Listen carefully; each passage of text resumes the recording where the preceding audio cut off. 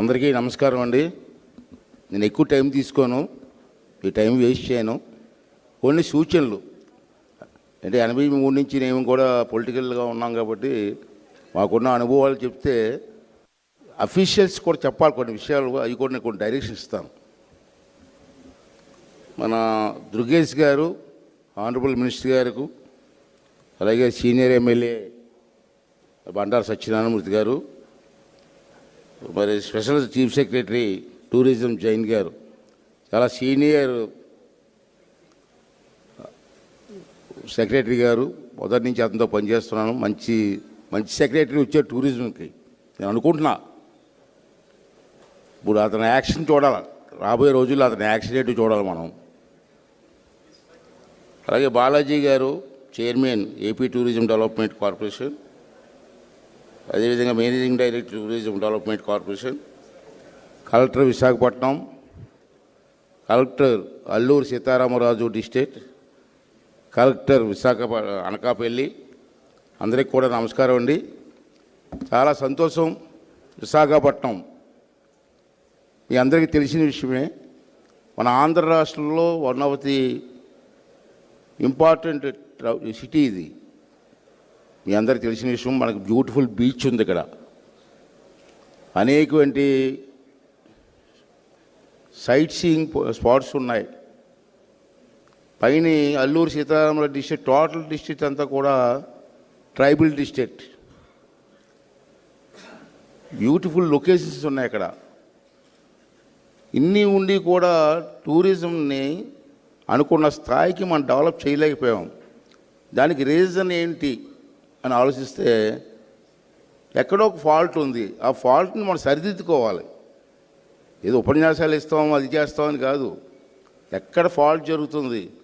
Suppose నేను కూడా ఎక్కువగా కంట్రీస్ తిరుగుతూ ఉంటాను, ఇతర రాష్ట్రాలు తిరుగుతూ ఉంటాం. ఇది సరదాగా వెళ్తుంటాం కదా టూరిజంకి, మంచిగా అయితే వెళ్ళకూడదా, వెళ్తుంటాం, చూస్తూ ఉంటాం. పక్కన గోవా ఉంది, పక్కన అక్కడ కర్ణాటక ఉంది, తమిళనాడు ఉంది, ఇవన్నీ చూస్తూ ఉంటాం, బీచెస్ కానీ అన్నీ కూడా. మరి వాళ్ళతో మన విశాఖపట్నానికి పెద్ద తేడా ఏం కనపడలేదు నాకు. విశాఖపట్నమే బెటర్ అనిపించింది నాకు. నీట్నెస్లో కానీ, ప్రజల తాలూకు మనోభావాలు కానీ, ప్రజల తాలూకు సహకారం కానీ చూస్తే Visakhapatnam is the best city నా దృష్టిలో. నేను లోకల్ మ్యాన్గా మాట్లాడలే, జనరల్గా చెప్తాను ఇలా. కానీ ఎందుకు డెవలప్ చేయలేకపోతున్నాం అని ఆలోచిస్తే దీనికి కొన్ని రీజన్స్ ఉన్నాయి. ఏంటంటే అవి మనకి లంబసింగ్ అని చెప్పి ఇప్పుడు నర్సీపట్నం దగ్గర అనకాపల్లి డిస్ట్రిక్ట్ పక్కనే, కానీ అది అరకు కాన్స్టిట్యున్సీ డిస్ట్రిక్ట్లో ఉంటుంది. అది నర్సీపట్నం నియరెస్ట్ 14 కిలోమీటర్స్. ఈ మధ్యన లంబసింగ్ అని చెప్పి ఎక్కడి నుంచో హైదరాబాద్ నుంచి, అక్కడ ఇతర రాష్ట్రాల నుంచి కూడా వస్తున్నారు. కానీ అక్కడ అట్లీస్ట్ అకామిడేషన్ కూడా లేదు. 5 years back Chandrababu Naidu 5 years back ముఖ్యమంత్రికి ఉన్నప్పుడు ఒక గెస్ట్ హౌస్ కట్టాం, బ్రహ్మాండ గెస్ట్ హౌస్. అప్పుడు నేను మంత్రిగా ఉన్నా, పంచాయతీరాజ్ మినిస్టర్గా ఉన్నప్పుడు చంద్రబాబు గారిని ఒప్పించి గెస్ట్ హౌస్ కట్టాం. 6 years అయింది, గెస్ట్ హౌస్ పూర్తి అవ్వలే. మరి వచ్చిన టూరిస్టులు ఎక్కడ ఉంటారు అక్కడ? అట్లీస్ట్ బాత్రూమ్స్ కూడా లేవు అక్కడ, టాయిలెట్స్ లేవు, రెస్టారెంట్స్ లేవు. ఎట్లా టూరిజం డెవలప్ అవుతుంది? అంచేత మంత్రి గారు కూడా ఉన్నారు, సీనియర్ సెక్రటరీ గారు ఉన్నారు, కలెక్టర్స్ ఉన్నారు. కాబట్టి నేను కోరిదంటే అటువంటి ప్లేస్ వీళ్ళు చూస్తున్నారు. ఈ సీజన్లో రోజుకి కూడా మా నర్సీపట్నం పక్కనే కాబట్టి, నా విలేజ్ పక్కనే కాబట్టి నాకు చూస్తున్నా వేలాది మంది వస్తున్నారు టూరిస్టులు, కానీ అకామిడేషన్ లేదు. నర్సీపట్నంలో నైట్ ఆల్ట్ ఉండి మార్నింగ్ లేచి లంబసింగ్ వెళ్ళి వచ్చే పరిస్థితి ఉంది. అంచేత ఐఎమ్ రిక్వెస్టింగ్ ది కలెక్టర్స్ కానీ లేకపోతే మినిస్టర్ గారిని కూడా ఏంటంటే అటువంటి దగ్గర మీరు అకామిడేషన్, మంచి భోజనం, అక్కడ ఉండడానికి కొంచెం ప్లేస్ కూడా ఏర్పాటు చేయగలిగితే బ్రహ్మాండంగా టూరిజం డెవలప్. పక్కనే అల్లూరు సీతారామరాజు పార్క్ ఉంది. Within 20 kilometre distance. Alluri Sitaramaraju garu మీ అందరికీ తెలిసిందే కదా, ఫ్రీడమ్ ఫైటర్. అటువంటి వ్యక్తి మరణిస్తే అక్కడ సమాధి చేశారు అప్పుడు ఆ రోజులో. దాన్ని మేము పాత గవర్నమెంట్లో ఆ పార్కుని కొంతవరకు డెవలప్ చేసాం, పూర్తి స్థాయిలో చేయలేకపోయాం. తర్వాత గవర్నమెంట్ మారింది, పూర్తిగా స్మాష్ చేశారు. ఇప్పుడు ఆ పార్కుని మన కలెక్టర్ గారు కూడా చూశారు, మా కలెక్టర్ గారు కూడా చూశారు. ఆమె కూడా డెవలప్ చేయడానికి చాలా ప్రయత్నం చేస్తున్నారు. అది లంబసింగి వచ్చిన వాళ్ళు తప్పనిసరిగా అల్లూరి సీతారామరాజు స్మారక చిహ్నం దగ్గరికి వెళ్తారు. Definitely they go they. Madam గారు చెప్పారు, అనకాపల్లి దగ్గర బొజ్జన్న కొండ పురాతనమైనటువంటి స్ట్రెచెస్ ఉన్నాయి ఇక్కడ. అది అక్కడ డెవలప్ చేయగలిగితే అదంతా ఒక ప్లేస్. బొజ్జన్న కొండ, అల్లూరి సీతారామరాజు పార్క్, లంబసింగ్ ఒక టూరిజం ప్లేస్ అవుతుంది. అరకు వ్యాలీ బ్రహ్మాండమైనటువంటి ప్లేస్ అది. గతంలో అనేకమైన కార్యక్రమాలు పెట్టాం, కైట్ ఫెస్టివల్ పెట్టాం, టూరిజం ఫెస్టివల్స్ పెడుతున్నాం. తర్వాత రాను అవన్నీ కూడా తగ్గిపోయాయి ఇవాళ.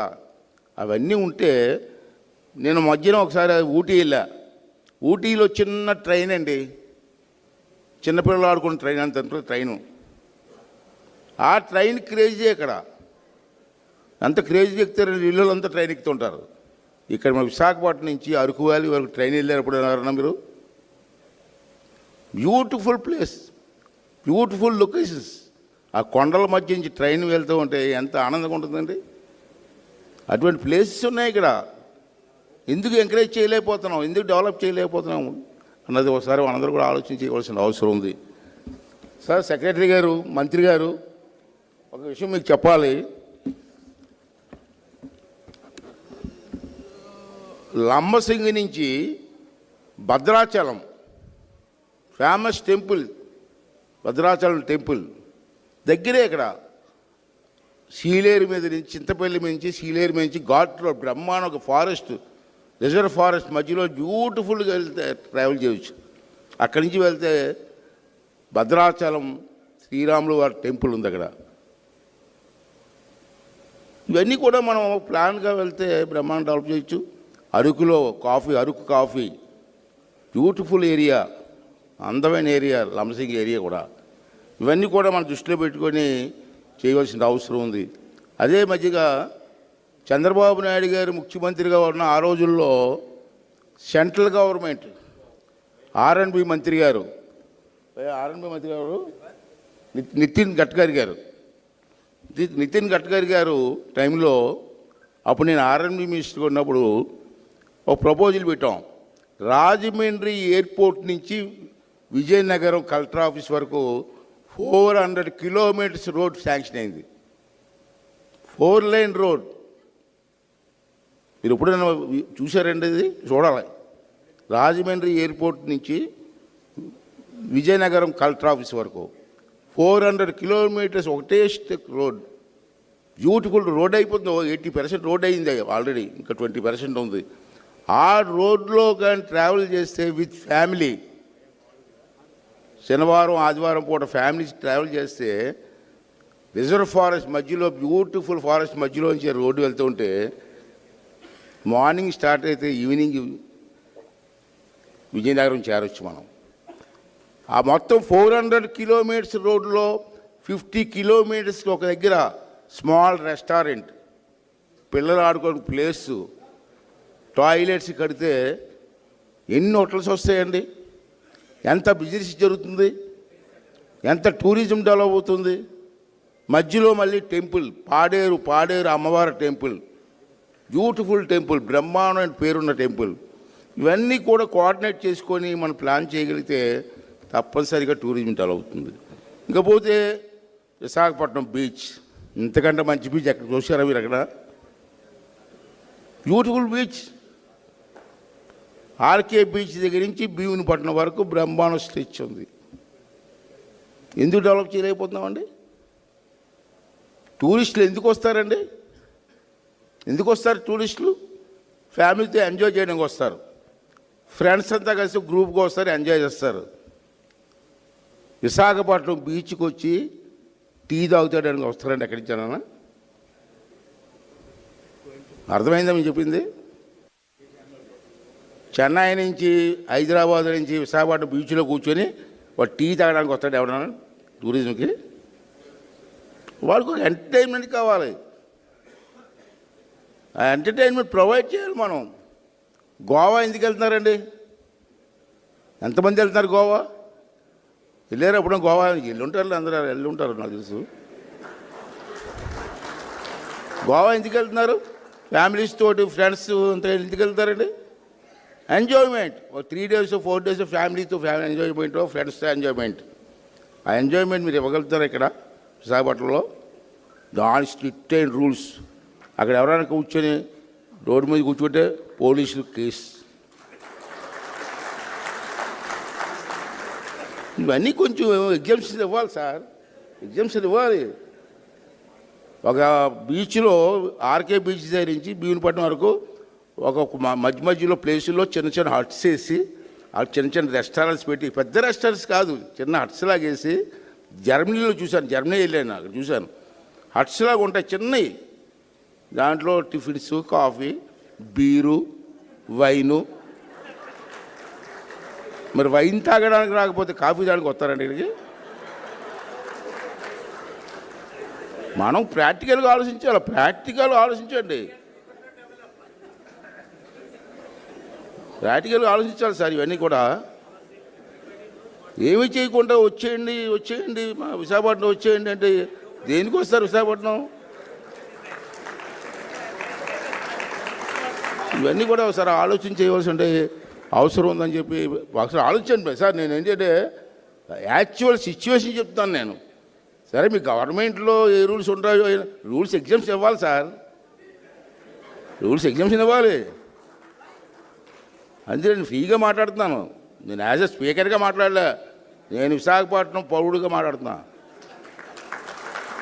టూరిస్ట్ మళ్ళీ స్పీకర్ గారు ఎలా మాట్లాడారు, ప్రెస్ వాళ్ళు రాస్తారు, స్పీకర్ గారు ఎలా మాట్లాడుతున్నారు అంటారు.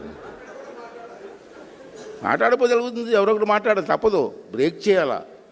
రెండోది sir, one of the important issue sir, secretary గారు మీరు ఆలోచించాలా? అరకులో అక్కడ పాడేరు అంటే మీ డిస్ట్రిక్ట్ సార్, మీ డిస్ట్రిక్ట్లో ట్రైబల్ యాక్ట్ ఉంది. ఆ యాక్ట్ని ఏమంటారండి? 1/17 కదండి. ఆ 1/17 ప్రకారంగా నాకున్న నాలెడ్జ్ చెప్తాను. నాకు పెద్ద నాలెడ్జ్, దాని మీద నాలెడ్జ్ లేదు, మీరు చెప్పాలి. ట్రైబల్ ఏరియాలో ఎవరైనా ఇన్వెస్ట్మెంట్ చేయాలన్నా, హోటల్ కట్టాలన్నా, టూరిజం స్పాట్స్ కట్టాలన్నా ట్రైబల్ ఏరియా ఉండాలంటారు. మరి అంత ఇన్వెస్ట్మెంట్ ట్రైబల్ చేయగలరండి? ఎవరైనా చేయగలరా? దాన్ని మీరు ఎట్లా ఏం చేయాలి? ఇప్పుడు మనం అంటే ఎవరైనా పైనుంచి వచ్చి ఇన్వెస్ట్మెంట్ చేయగలరు. 3 స్టార్ హోటల్లో, 5 స్టార్ హోటల్లో, టూరిజం స్పాట్లో, ఒక సినిమా హాలో ఏది కట్టగలరు. ట్రైబులే ఉండాలి, ఆ ల్యాండ్ ట్రైబుల్ పేరునే ఉండాలి అంటే ఎవరు వస్తారు చెప్పండి? అంత ఇన్వెస్ట్మెంట్ ఎవరు చేయగలరు? పోనీ ట్రైబుల్తో పెట్టుకొని మనకు ఇన్వెస్ట్మెంట్ పెట్టామనుకోండి, ట్రైబుల్ పేరుని పెట్టి, రేపు ఎప్పుడన్నా సైట్ నాదంటే మీరేం చేస్తారు? ఈ ఇన్వెస్ట్మెంట్ చేసిన వాళ్ళంతా ఏమైపోతారు? దానికి ఏమైనా రెమెడీ ఉందండి? You can't do anything. లేకపోతే ఎవరు రాదు సార్, ఇన్వెస్ట్మెంట్ రాదు ట్రైబల్ ఏరియాలో. నేను ఫ్యాక్ట్ చెప్తాను, నేను ట్రైబల్ ఏరియాకి నియరెస్ట్గా ఉంది మా విలేజ్ కాబట్టి చెప్తున్నాను. ట్రైబల్ వారు అంతా కోట్లు ఇన్వెస్ట్మెంట్ ఎక్కడ చేయగలరు? మనం ఎవరో పక్కన ఉండి 4-5 ఉండి అతని పేరు పెట్టి ఇన్వెస్ట్మెంట్ చేసాం అనుకోండి, ఒక 5 years తర్వాత ఆ హోటల్ నాది అన్నాడు అనుకోండి, అప్పుడు మీరేమవుతారు? దీనికి ఏంటి రెమెడీ? ప్రభుత్వంలో మనం ఏం యాక్షన్ తీసుకోగలమా? యాక్ట్లో ఏమైనా మార్పు తీసుకురాగలమా? అవన్నీ కూడా ఒకసారి స్టడీ చేయండి. స్టడీ చేస్తే చాలామంది ట్రైబల్ ఏరియాలో నేను చూశాను సార్. మొన్న బెంగళూరు వెళ్ళాను. ఆ కాఫీ తోటల్లో బెంగళూరు, కర్ణాటక, తమిళనాడు బార్డర్లో ఒక రిసార్ట్ ఉంటే అక్కడికి వెళ్ళాం మేము. మా ఫ్రెండ్స్ అంతా కలిపి రాబడా ఇంకా రాబడి అక్కడికి వెళ్ళి 2 days 3 days ఉన్నాను, నేను చూశాను. అంత ట్రైబ్ బ్రహ్మాండంగా మంచి రిసార్ట్స్ వచ్చాయి. అది కూడా ట్రైబల్ ఏరియా కదా, మరి అది కూడా ట్రైబల్ ఏరియాలో అంత పెద్ద రిసార్ట్స్ ఎలా కట్టారు? అవన్నీ స్టడీ చేయాలి ముందు మనం. అన్నీ స్టడీ చేసిన తర్వాత ఇక్కడ విశాఖపట్నం మంచి అవకాశాలు ఉన్న సిటీ, బ్రహ్మాండంగా ఉంది, మంచి హాస్పిటల్స్ ఉన్నాయి. తర్వాత మీకు ఇంకోటి అండి, ఈజీ మీ కలెక్టర్, విశాఖపట్నం కలెక్టర్ గారు గాజువాక కొండ ఉంటుంది, యారాడ కొండ, ఏదో యారాడ కొండ, ఆ కొండ దిగి అటుపక్క దిగండి, బ్యూటిఫుల్ బీచ్ ఉంది అక్కడ. ఎప్పుడైనా మీరు ఎంతమంది చూసారు ఇది? ఓకే, ఎలాంటి బీచ్ అండి ఇది? ఆ పైన ఏమో క్వార్టర్స్ కూడా కట్టారు, నేవల్ క్వార్టర్స్ మిలిటరీ కట్టారు. ఆ రోడ్డు కూడా ఉంది. ఆ రోడ్డు మీద లోపలికి దిగితే బ్యూటిఫుల్ ప్లేస్. ఎలాంటి రిసార్ట్ కట్టొచ్చింది అక్కడ. ఒకసారి స్టడీ చేయండి కలెక్టర్ గారు, మీరు ఒకసారి స్వయంగా వెళ్ళి స్టడీ చేయండి. ఇక లాస్ట్గా మీకు విషయం కనుక రెండో విషయం ఏంటంటే, మొగమాటం లేకుండా చెప్తున్నాను sir, don't feel otherwise. Me officials ఎవరు ఫీల్ అవుతుందంటే ఒక మాట చెప్తాను నేను. ఎవరైనా ఇన్వెస్ట్మెంట్ నేను అబ్జర్వ్ చేస్తాను, నాకు తెలిసి కాబట్టి చెప్తున్నాను. నా దగ్గర కూడా 2-3 కేసులు వచ్చాయి. ఎవరైనా ఇన్వెస్టర్స్ వచ్చి పర్మిషన్ అడిగితే, పర్మిషన్ ఇవ్వడానికి 5 నెలలు 6 నెలలు సంవత్సరం ఎందుకు సార్ మీకు? మీ వెనకాల తిరుగుతూ ఉండాలా? అరే ఇన్వెస్ట్ చేయడానికి వస్తే కాగితం పెడితే మీరు క్లియర్ చేయడానికి ఎస్ ఆర్ నో అని చెప్పడానికి 1 year కావాలా మీకు? ఆ టైం ఫిక్స్ అయ్యింది sir. Within one week application పెట్టిన తర్వాత ఎస్ ఆర్ నో 1 weekలో చెప్పండి. లేదో బాబా ఇన్వెస్ట్ చేయడానికి వచ్చి తిరిగి తిరిగి తిరిగి కలెక్టర్ ఆఫీస్ చుట్టూ తిరిగి, మీ టూరిజం డిపార్ట్మెంట్ చుట్టూ తిరిగి కాళ్ళు అరిగిపోయి చెప్పులు అరిగిపోయి వెనక్కిపోతున్నారు. సో ఈ విషయంలో మాత్రం మీ అఫీషియల్స్ మాత్రం తప్పనిసరిగా, మీరు సెక్రటరీ గారు, మీరు సీనియర్ ఆఫీసర్, మీరు టైం ఫిక్స్ చేయండి. వితిన్ 10 days అప్లికేషన్ వచ్చిన 10 daysలో ఎస్ ఆర్ నో. ఎస్ అనుకుంటే మీ సపోర్ట్ ఏంటి, టూరిజం డిపార్ట్మెంట్ సపోర్ట్ ఏంటి, గవర్నమెంట్ సపోర్ట్ ఏంటి, క్లియర్గా డైరెక్షన్స్ ఇవ్వండి సార్. ఎందుకు టూరిజం డెవలప్ అవుతుంది? రెండోది సార్, స్పోర్ట్స్ ఫెస్టివల్ సార్. మేము మొదటి నుంచి కూడా వాలీబాల్ ప్లేయర్, నేను కూడా ఇక్కడ గణబాబు కానీ మేము అందరూ కూడా వాలీబాల్ ఆడేవాళ్ళం. ఇవాళ మేము వాలీబాల్ చూడడానికి ఇతర దేశాలు వెళ్ళి చూస్తున్నాం. అప్పుడప్పుడు టోర్నమెంట్ జరుగుతున్నప్పుడు మన బీచ్లో బీచ్ వాలీబాల్ ఎందుకు పెట్టకూడదు? మనం బీచ్ కబడ్డీ ఎందుకు పెట్టకూడదు? ప్రత్యేకంగా స్టేడియం, ఓపెన్ స్టేడియం పెట్టి ప్రతి సంవత్సరం కూడా beach volleyball men and women, beach kabaddi men and women national place పిలిపించి పెట్టండి కదా. స్పోర్ట్స్ లవర్స్ ఎంతమంది ఉన్నారు విశాఖపట్నం జిల్లాలో? వాళ్ళందరూ ఎంజాయ్ చేయరా? ఇంతకుముందు మనకి విశాఖపట్నంలో విశాఖ ఫెస్టివల్ అని చేసేవాళ్ళం మనం. ఏమిటి పేరేం బాబు? విశాఖ ఉత్సవం ప్రతి సంవత్సరం చేసేవాళ్ళం. 6 సంవత్సరాల నుంచి అది కూడా లేదు. ఆ 3 రోజులు ఎంత ఆనందంగా ఉండేదండి ఫెస్టివల్తో. ఇటువంటివన్నీ ఎంకరేజ్ చేస్తే ఆటోమేటిక్గా టెంపుల్ టూరిజం ఉంది మనకి. సింహాచలం, శ్రీకాకుళం వరకు ఎన్ని టెంపుల్స్ ఉన్నాయండి? పైన అరకు, పాడేరు, అనకాపల్లి, నౌకాలమ్మ, ఇటువంటి బ్రహ్మాండ టెంపుల్స్ ఉన్నాయి. టెంపుల్ టూరిజం కూడా డెవలప్ చేయొచ్చు మనం. ఇన్ని అవకాశాలు ఉన్నాయి కానీ చేయలేకపోతున్నాం. ఎక్కడో ఫాల్ట్ ఉంది, ఆ ఫాల్ట్ని సరిదిద్దండి సార్. మీకు బాగా సీనియర్ ఆఫీసర్స్ ఉన్నారు ఇక్కడ.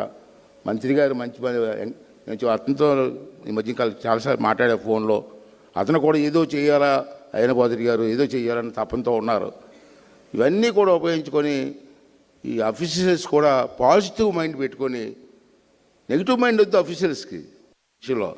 పాజిటివ్ మైండ్తో క్లియర్ చేసి విశాఖపట్నాన్ని బ్రహ్మాండ టూరిజం స్పాట్గా డెవలప్ చేయాలని చెప్పి ఈ సందర్భంలో మీ అందరి తరపున మరి మంత్రి గారు శ్రద్ధ తీసుకోండి. మీకు కావాల్సిన సపోర్ట్ మేము ఇవ్వడానికి మేము ఎప్పుడూ సిద్ధంగా ఉంటామని చెప్పి ఈ సందర్భంలో మనవి చేస్తూ నాకు ఈ అవకాశం ఇచ్చిన మీ అందరికీ కూడా ధన్యవాదాలు తెలుపుకొని సెలవు తీసుకుంటాను. Thank you very much.